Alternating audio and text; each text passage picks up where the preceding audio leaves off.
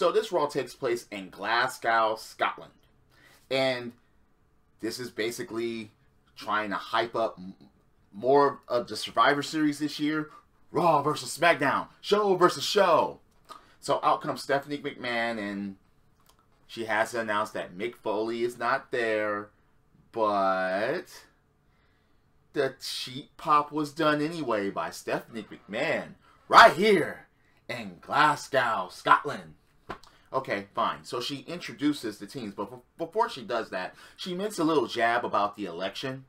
Yeah, red versus blue, Raw versus SmackDown. Oh, yeah. Yeah, red states and blue states and Republicans and Democrats and red versus blue. Yeah, fine. Actually, I'll stick with red versus blue as far as the Halo series with Rooster Teeth. Okay, but fine. Yes, she introduces them one by one by one. Kevin Owens gets a pop. Jericho gets a pop. Roman Reigns. Boo.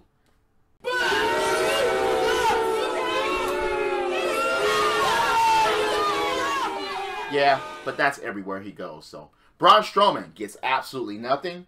And the final member for Team Raw is Seth Rollins. Duh, who else were they going to fucking pick? Seriously, were they going to pick Sami Zayn? No. Come on, guys. Unless Finn Balor would have returned, but no. Just no. So, you get the combustible elements, of course. You get Kevin Owens, you know, and Jericho, and trying to apologize, and trying to bring the teams together. But the thing about those teams is, this team is that, okay, it's fairly interesting to see Seth Rollins on the same team as Roman Reigns. And Seth Rollins on the same team as Kevin Owens and Chris Jericho, because he has basically history with everybody in that ring except for Braun Strowman. You know, so yeah. So moving forward from that, besides the combustible elements that took place with Braun Strowman and, I mean, okay, Kevin Owens was fighting Roman Reigns. Then you had Braun Strowman getting in the way of Seth Rollins and fucking, Jesus, and Chris Jericho. And it's like, all right, you're trying to prove how dominant Braun Strowman is and how much of a threat that he's going to be. And then you basically singled out Kevin Owens and Roman Reigns. Why the fuck did you do that? Do not make Roman Reigns the #1 contender for the Universal Championship. That's why they fucking singled it out that way. Don't fucking do that. Please don't fucking do that. So we move on. Sin Cara? Seriously? And Rich Swann versus Brian Kendrick and Noam Dar. Yeah, Noam Dar was in the Cruiserweight Classic, and since they were in Scotland, who better? I just don't like the way he was introduced, because his name was said before he came out. Just have him come out and have the crowd go crazier than just announcing his name. It's pretty standard Cruiserweight tag team match. However, what was the real problem with it? Brian Kendrick actually getting pinned by Rich Swann. I don't like that. And then what proceeded afterwards was Brian Kendrick blaming Noam Dar, and that went on a little bit too long. Instead of just Noam Dar attacking him, Brian Kendrick spoke for like a minute or so, and it's like, all right, just hit him already, just hit him already. We know that you're going to hit Brian Kendrick. We know that you're going to attack him. It's going to happen. Just go ahead, and then next thing you know, it does happen, and we move on. Brian Kendrick as champion, and he's losing against Rich Swann. Oh well. I would have thought that Noam Dar would have got the pin since it is his fucking home country. But anyway. Yeah, so Sami Zayn goes and talks to Stephanie McMahon, who is on the phone, and it's like, all right. Okay. Yeah, Stephanie doesn't like anything about Sami Zayn. She doesn't like him, his happy-go-luckiness, his music, and so on. But Sami Zayn is the one that begged Mick Foley to face Dolph Ziggler for the Intercontinental Championship at the Survivor Series. And Stephanie didn't like that. And Stephanie thinks that Rusev, of all people, should be #1 contender for the Intercontinental title. Okay. So she actually makes a match for later. Sami Zayn versus Rusev. Whoever wins that goes on to face the Intercontinental Champion Dolph Ziggler at the Survivor Series. And I was like, why couldn't you make that a fucking surprise? It could have been better if Dolph Ziggler was actually in the ring, and then next thing you know, Sami Zayn comes out unannounced and they have a spectacular fucking match at the Survivor Series. But they just didn't want to leave it alone as far as saying, okay, this is going to be a surprise. They have the announcement of his opponent, and it's like, why did they do that? The element of surprise would have been better, especially since Sami Zayn is going to be challenging for the belt. Anyway, so the funnest part of Raw is coming up, with Enzo and Cass doing their usual shtick. And for Team SmackDown, there's only one word to describe them. Yeah, fine. Then you get Anderson and Gallows, Sheamus and Cesaro, and then the Golden Truth. They all come out, and Sheamus, yeah, shame on him. Shame. Yeah, bickering with Cesaro, as usual. Putting over Ireland because they're in Scotland. That's a usual shtick that they do. And since the New Day wasn't there yet as their team captains for the Survivor Series, yeah, Sheamus wanted to name himself captain. And since he's the captain of Sheamus and Cesaro, yeah, and Cesaro took exception to that. But so Sheamus is the only former world champion that's on that team. So, it's not of a far stretch, even though everybody hates him. But he is the only former world and WWE champion that's going to be in that fucking match, period. But anyway, the New Day comes out, and oh my god, yeah. The New Day. New Day rocks. That's just all I gotta say about that. They paid tribute to Braveheart. Yeah, even Xavier had a fucking bagpipe, but he wasn't playing it, and Kofi called him out on it. Were you just humming the tunes? Yeah, I tried to learn how to play a bagpipe. Yeah, this is Francesca's cousin, Scottish cousin.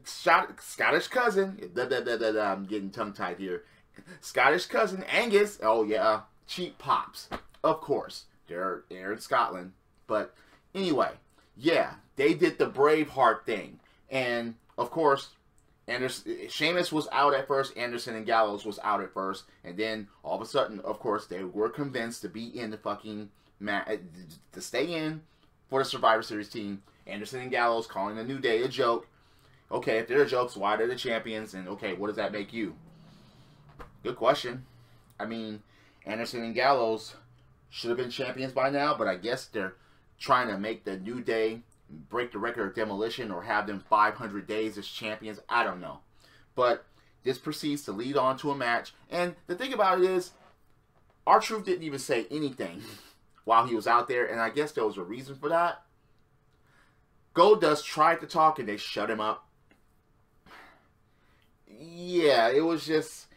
You would have to see it to see and appreciate the comedy that was involved in it. The segment was long, but it had 5 teams in there. And it kind of deserved to be long at that point. It kind of did. I will admit, I got a couple of laughs off of that. So, yeah, this proceeds to lead on to a match between Anderson and Gallows and the New Day, which the Anderson and Gallows actually pulls off the win. And I'm not against that at all, because it's like, all right, keep them as top contenders, and then you have Sheamus and Cesaro that are still top contenders. But no, it should go to Anderson and Gallows. It should go there when the New Day's time is up. That's just my opinion. So, after that, you learn that the Golden Truth, R-Truth, sold their spot for the Survivor Series for the Shining Stars timeshares. If there's one storyline that I absolutely hate, is the Shining Stars storyline with the timeshares and Titus O'Neil with the Titus brand. I hate those storylines. They bring nothing to the table whatsoever. They're not even good forms of comedy. They're trying to shove it as good forms of comedy, but it's just not good comedy. It's just fucking not. So, that leads up to a match later on. Yeah, but before that, Jericho, Owens, and Braun Strowman. Jericho had his list and he was constantly trying to put Braun Strowman on the list, which was kind of funny, but it didn't happen because Kevin Owens were trying to have the cooler heads prevail thing and stopping Jericho, trying to say positive things about Braun Strowman, thinking that it can be Owens, Jericho, and Braun show, or that team, which sounds good. Braun Strowman, he's like, Braun is on Team Braun, and he walks away. Then Jericho put him on the list. He didn't say he was going to put him on the list. You just make the list. No, he didn't say that. He just went ahead and put him, because Braun Strowman was like, what, you're going to put me on your list again? Because he's already on the fucking list. He made the list. He already made the list when the list went missing, and he found Braun Strowman with it. But anyway, the Shining Stars versus the Golden Truth, and whoever won gets the spot in Survivor Series, which the Shining Stars they win. The Shining Star wins, and it's like, either one of those teams didn't really make a difference on who was on there, but at least the Golden Truth can get a good pop. At least Goldust and R-Truth can be at least appreciated, but the Shining Stars? No. Just no. Fuck that shit. So, Charlotte gets introduced by Michael Cole, following Nia Jax. Alicia Fox? Alicia Fox made this team? I'm bothered with that, and I'll tell you why in a bit. Then, Bayley gets introduced. Oh, yeah. The crowd was all over Bayley. Well, everybody is all over Bayley. She gets one of the biggest pops as far as the women's division, period, on Raw or on SmackDown. Yeah. We love Bayley. in Glasgow, Scotland, they love Bayley.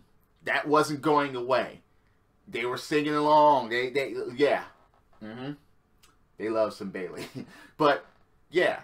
Then Dana Brooke gets introduced as a 5th member? No. Just, because that wouldn't have made any sense. Unless Dana Brooke was in the place of Alicia Fox. That is the only thing that could have made sense to me, is Dana Brooke being a part of this team. But Alicia Fox is on this team and Dana Brooke is not?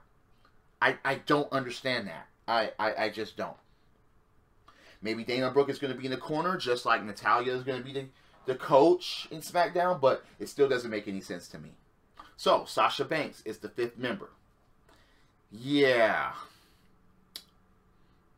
I don't like this formula of Survivor Series where it's show versus show.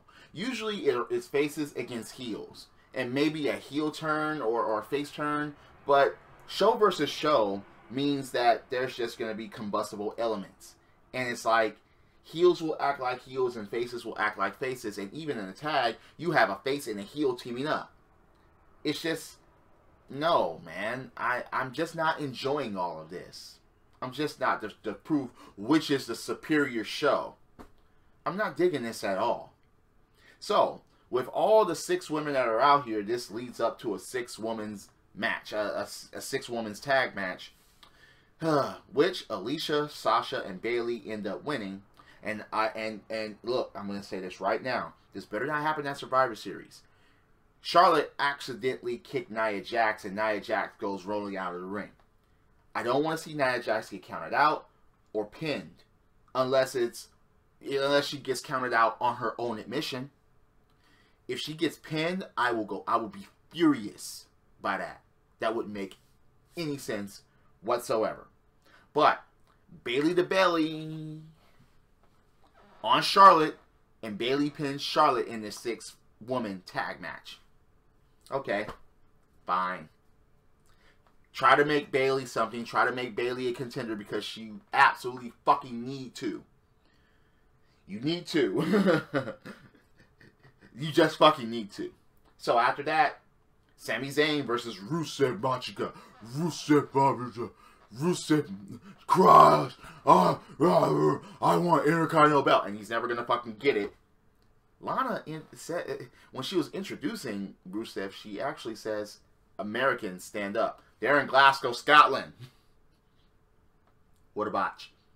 Anyway, Sami Zayn actually beats Rusev to actually get that spot. And it's like, why didn't you have it as a fucking surprise at Survivor Series and Sami Zayn to come out? That would have been much fucking better. Rusev was trying to go to the top rope, which I didn't fucking understand at the end of the match, and that's when Sami Zayn hit the hell of a kick and pins Rusev. I was like, why is that big Bulgarian fucker on that fucking top rope? But anyway, Sami Zayn wins. Then it was the Fatal 5-Way that was announced early in the fucking show with all 5 team members of Raw going at it. The ending of the match was kind of, yeah, at least Braun Strowman didn't fucking get pinned. He got put through a table. Braun Strowman being on the table and Jericho just being put through the table and with Braun Strowman. And okay, fine. I understand that in order to take this big dude out, you have to do something like that. But, yeah. Anyway.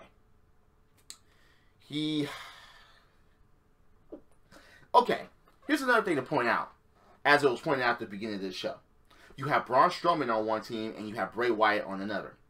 History there. You have Dean Ambrose on one team, and you have the other 2 members of the Shield on the other. That's something. All 3 of them are supposedly face now, including Seth Rollins. Even though Seth Rollins doesn't have any friends. Okay? That's funny. You have Universal Champion Kevin Owens and AJ Styles. Put them in the ring for about 15 fucking minutes if you can. Please. Have them go at it. Please. Fuck. But anyway. Kevin Owens ends up winning the match because he actually got Superman punched at the end and he laid down on Jericho who had just got pedigreed. And Owens gets the 1, 2, 3. That doesn't even stir the pot even a bit. It just doesn't. It's just, you know, that's just kind of funny the way that the show ended. But there is your Raw for November 7th, 2016. And it's like, ugh. Yes, they show Goldberg and Brock Lesnar clips all fucking night. Trying to hype them up face to face. Ugh. Anyway. I just don't like the hype for the Survivor Series. Because it's show versus show. Rather, teams versus teams. They could have done something else. I really think that they could have. But anyway, there's still people left out of the show. I mean, some rightfully left out of the show, like the fucking Miz, because he's a fucking pussy. However, I just don't like the structure of the show because it's of Survivor Series because it's show versus show. But that may be just me. Drop kicks, body slams, throw motherfuckers over top rope, both be hitting the floor. Yes, I'm a wrestling fan. This is the theme, and I'll see you later. Credits.